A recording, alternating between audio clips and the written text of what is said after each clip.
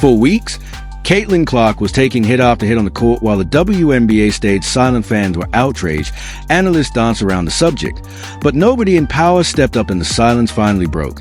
Not from the league, but from the NBA's biggest stars, and this wasn't PR fluff or scripted shout-outs. It was raw, unfiltered, and impossible to ignore. LeBron James, Steph Curry, Luka Doncic, and others weren't just praising Clark's game.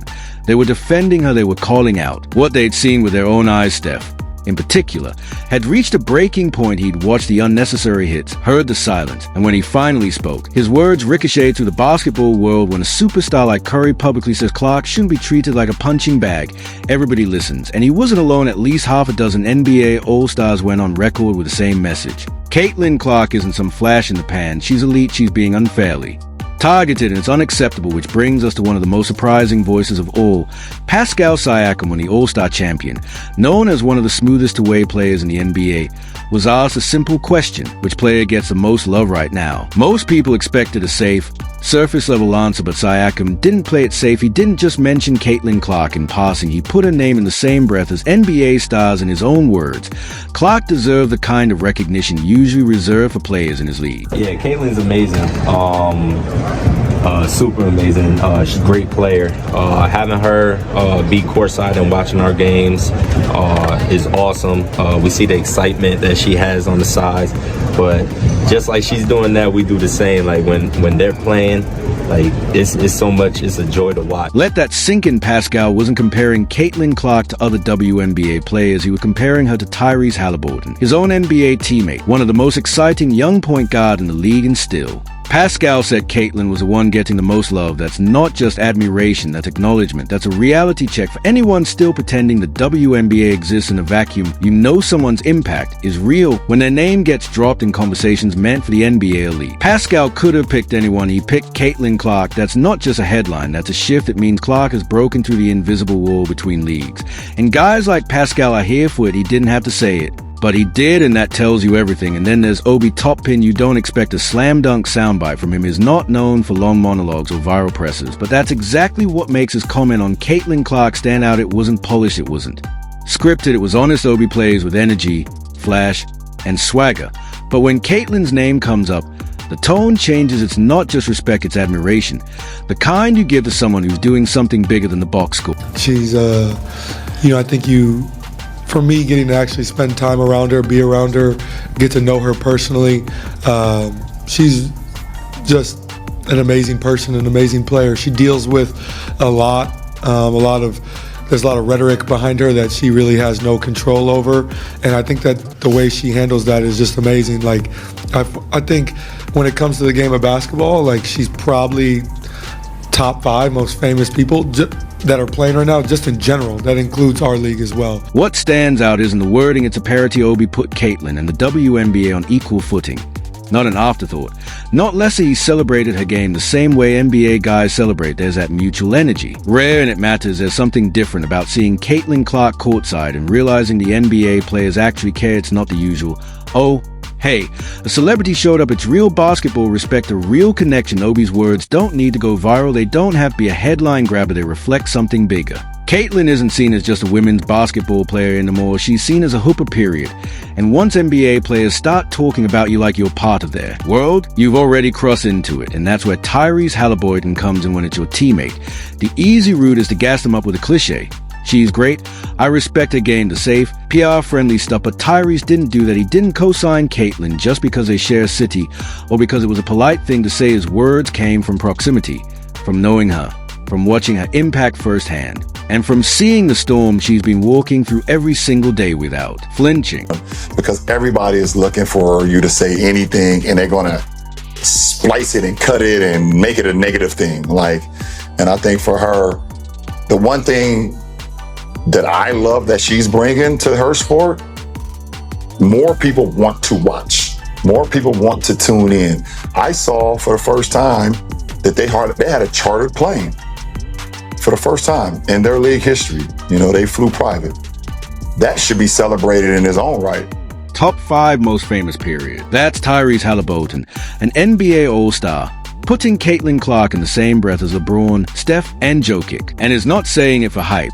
He's saying it because it's the truth. He sees the numbers, he hears a media frenzy, he feels the fan hysteria. Tyrese knows what it's like to carry the weight of being the face of a franchise, and he recognizes that Caitlin is living through an even louder, even harsher version of it. As just a sophomore, what gets lost in his words is the empathy is not just backing her game, it is protecting her humanity. Halliburton sees the hate, the pressure, the noise she never asked for, and his message is simple.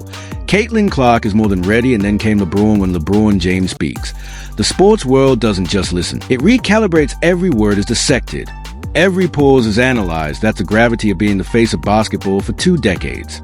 So when LeBron decided to weigh in on Caitlin Clark, it wasn't casual commentary, it was a full-throated endorsement, and it carried a deeper message, one that sliced through the noise, through the backlash, and went straight to the heart of what this moment in sports is really about. You were hype about Steph and Sabrina. I know that you have spoken about Caitlin Clark. You're a big Caitlin Clark fan. Oh, yeah. She, of course, is an excellent shooter. Would you ever do like a Caitlin Trey 3-point contest at All-Star? Of course I would. I've gotten to talk to her too throughout her college years. We're the only 2 people that ever led college in points and assists. That's a crazy stat. I'd have to definitely practice a lot more than I have for these previous 3-point competitions. Nah, I'd be ready for sure. I'd do it. This isn't just LeBron defending Caitlin Clark.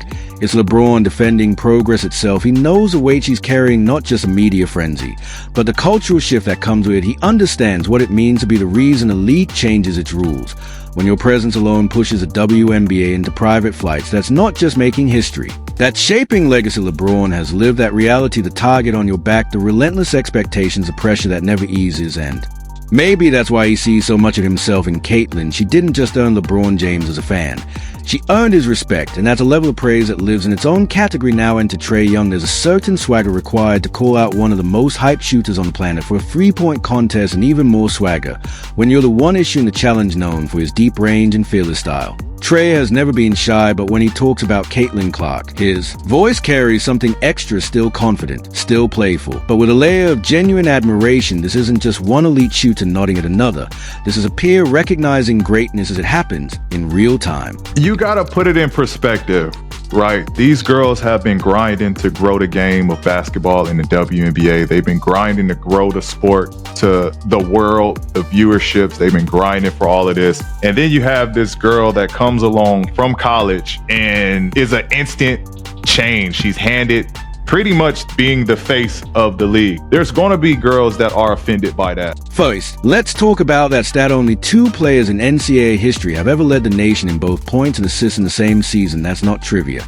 That's basketball royalty. And when Trae Young talks about Caitlin Clark, it doesn't come off as fake or forced. It's genuine. It's one generational scorer tipping his cap to another. He's not pretending he'd walk into a shootout and win. In fact, he admits he'd have to get his representatives up just to keep pace. That's the ultimate respect. Caitlin isn't just part of the conversation anymore. She is a conversation, and Trae is not afraid to share the spotlight, or maybe even test himself head-to-head. Then there's Paul George, and if you know PG, you know he doesn't do fluff when he speaks. It's not for clicks. It's a clarity on Caitlin Clark. He delivered one of the most thoughtful takes we heard from any NBA star. He didn't rush to hype her up. He didn't swing the other way and criticize. Instead, he zoomed out. He looked at the bigger picture. While most debates around Caitlin are caught up in viral highlights, hard fouls, or jaw-dropping shooting numbers, Paul George focused on something deeper, the bigger context of what her rise really means. Who's your favorite women's basketball player? Caitlin Clark. Really? Yeah. You don't like Paige Buchers? She's okay. I didn't see her playing in the women's NBA. So. That's not a knock on Caitlin. That's a reality check on the culture shift. Paul George isn't denying her greatness.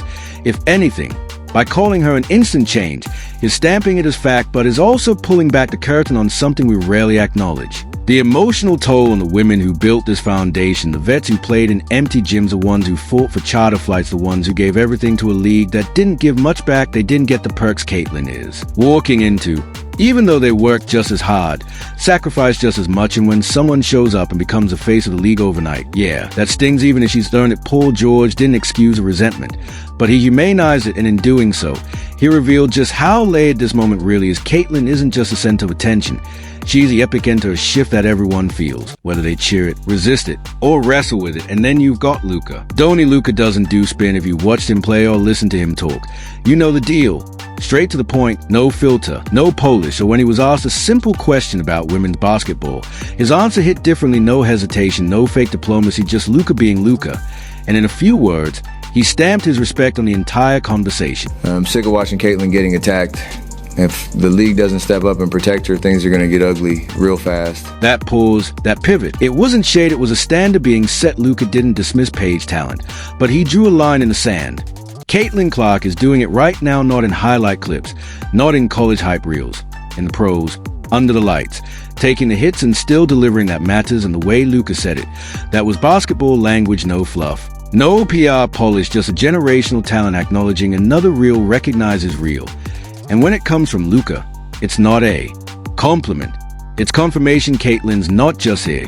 She's arrived, she's proven it in the only place that counts, and Luka wasn't the only one watching. Steph Curry had seen the same story unfold, the hits, the silence, the weight Caitlin was forced to carry without backup, and eventually, he decided enough was enough when Curry, one of the most respected, measured voices in basketball, speaks. It doesn't just echo, it sets a tone. His defense of Caitlin wasn't just support, it was a signal, a message to the league, to the players, to the culture itself.